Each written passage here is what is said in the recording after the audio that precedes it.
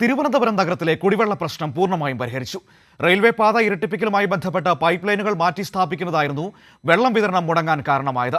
ഇന്നലെ വൈകുന്നേരത്തോടെ ഭൂരിഭാഗം പ്രദേശങ്ങളിലും കുടിവെള്ള വിതരണവും പരിഹരിക്കാൻ സാധിച്ചിരുന്നു. വിവരങ്ങളുമായി വിജിൻ വായന്തോട് തിരുവനന്തപുരത്ത് നിന്ന് ചേരുകയാണ്.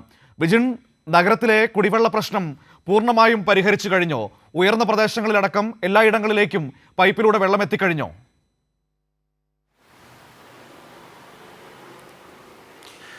എന്തായാലും വലിയ ആശ്വാസം നൽകുന്ന വിവരങ്ങളാണ് ഇപ്പോൾ പല സ്ഥലങ്ങളിൽ നിന്നും നമുക്ക് ലഭിക്കുന്നത്. എന്തായാലും ഇന്നലെ വൈകിട്ടോടുകൂടി ഭൂരിഭാഗം പ്രദേശങ്ങളിലെയും കുടിവെള്ള വിതരണം പരിഹരിക്കാൻ കഴിഞ്ഞിരുന്നുവെങ്കിലും ഇന്ന് പൂർണ്ണമായും എല്ലാ സ്ഥലങ്ങളിലേക്കും വെള്ളം എത്തിക്കാൻ കഴിഞ്ഞു എന്നുള്ളത് തന്നെയാണ് ഏറ്റവും പ്രധാനമായി എടുത്തു കാണേണ്ടത്. പലതരത്തിലുള്ള വിഷയങ്ങൾ, ചർച്ചകളൊക്കെ ഈ കുടിവെള്ള വിതരണവുമായി ബന്ധപ്പെട്ട് നടക്കുന്നുണ്ടെങ്കിലും നമുക്കിപ്പോൾ ദൃശ്യങ്ങളിൽ കാണാം, പൂർണ്ണമായും ജലം ലഭ്യമാകുന്ന നിലയിലേക്ക് എത്തിയിരിക്കുന്നു. തിരുവനന്തപുരം നഗരത്തിലെ പ്രതിസന്ധി പരിഹരിക്കപ്പെട്ടിരിക്കുന്നു എന്നുള്ളത് തന്നെയാണ്.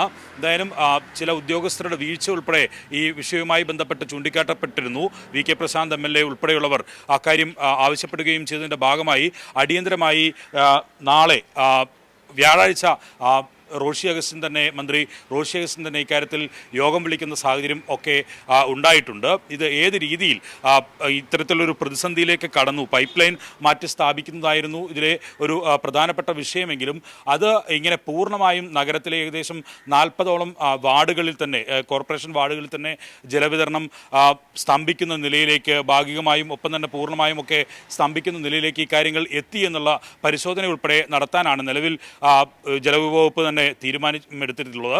എന്തായാലും ഇപ്പോൾ ഒരു ആശ്വാസം നൽകുന്ന കാര്യം എന്ന് പറയുന്നത് കഴിഞ്ഞ 3-4 ദിവസമായി തുടർന്ന ഒരു കുടിവെള്ള ലഭ്യത ഇല്ലാത്തൊരു സാഹചര്യം പൂർണ്ണമായും ഒഴിവാക്കാൻ കഴിഞ്ഞിരിക്കുന്നു എന്നുള്ളതാണ്. അതിന് ഭാഗമായി ഇത്തരത്തിലുള്ള ഒരു പ്രതിസന്ധി ഉണ്ടായതിൻ്റെ ഭാഗമായി മന്ത്രി വി ശിവൻകുട്ടിയുടെ നേതൃത്വത്തിൽ മുഖ്യമന്ത്രിയുടെ നിർദ്ദേശപ്രകാരം തന്നെ യോഗം വിളിക്കുന്ന സാഹചര്യം ഉണ്ടായിരുന്നു. ഒപ്പം തന്നെ കോർപ്പറേഷനും ഇക്കാര്യത്തിൽ അടിയന്തര നടപടികൾ ഒക്കെ സ്വീകരിക്കുന്നൊരു സാഹചര്യം ഒക്കെ ഉണ്ടായിരുന്നു.